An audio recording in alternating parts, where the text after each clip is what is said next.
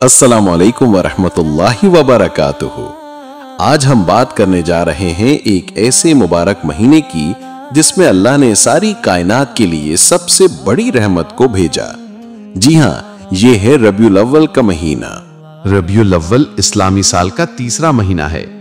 عرب کے لوگ اس زمانے میں مہینوں کو موسموں کے حساب سے نام دیتے تھے۔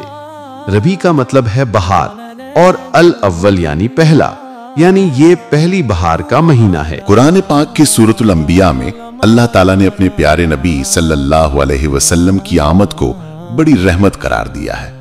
فرمایا وَمَا أَرْسَلْنَاكَ إِلَّا رَحْمَةً لِلْعَالَمِينَ۔ ترجمہ، اور ہم نے آپ صلی اللہ علیہ وسلم کو تمام جہانوں کے لیے رحمت بنا کر بھیجا۔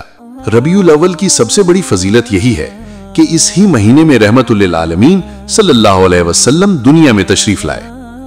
صحیح مسلم کی حدیث ہے، حضرت ابو قتادہ انصاری رضی اللہ عنہ سے روایت ہے، رسول اللہ صلی اللہ علیہ وسلم سے پیر کے دن روزہ رکھنے کے بارے میں پوچھا گیا تو آپ صلی اللہ علیہ وسلم نے فرمایا، یہ وہ دن ہے جس میں میری ولادت ہوئی اور اسی دن مجھ پر وحی نازل کی گئی۔ یہ حدیث ہمیں بتاتی ہے کہ آپ صلی اللہ علیہ وسلم کی ولادت کا دن اللہ کے نزدیک بھی خاص ہے۔ ربیع الاول کا اصل مقصد یہی ہے کہ ہم نبی صلی اللہ علیہ وسلم کی زندگی کو سمجھیں۔ سورۃ الاحزاب میں اللہ تعالیٰ کا ارشاد ہے، ان اللہ وملائکتہ یصلون علی النبی یا ایھا الذین آمنوا صلوا علیہ وسلموا تسلیما۔ کثرت سے درود و سلام پڑھیں، خاص طور پر اللہم صلی وسلم علی نبینا محمد۔ اس مہینے میں نبی کریم صلی اللہ علیہ وسلم کی ولادت ہوئی۔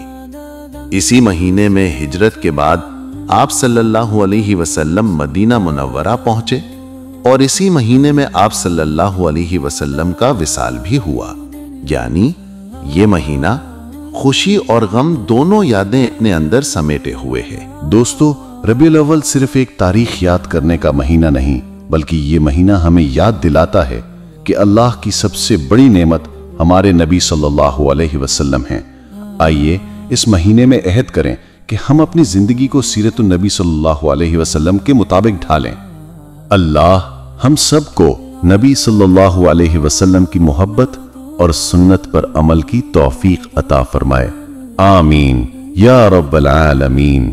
اگر آپ کو یہ ویڈیو پسند آئی ہو تو اسے لائک اور شیئر کریں، اور مزید اسلامی ویڈیوز کے لیے ہمارے چینل کو سبسکرائب ضرور کریں۔ جزاکم اللہ خیر۔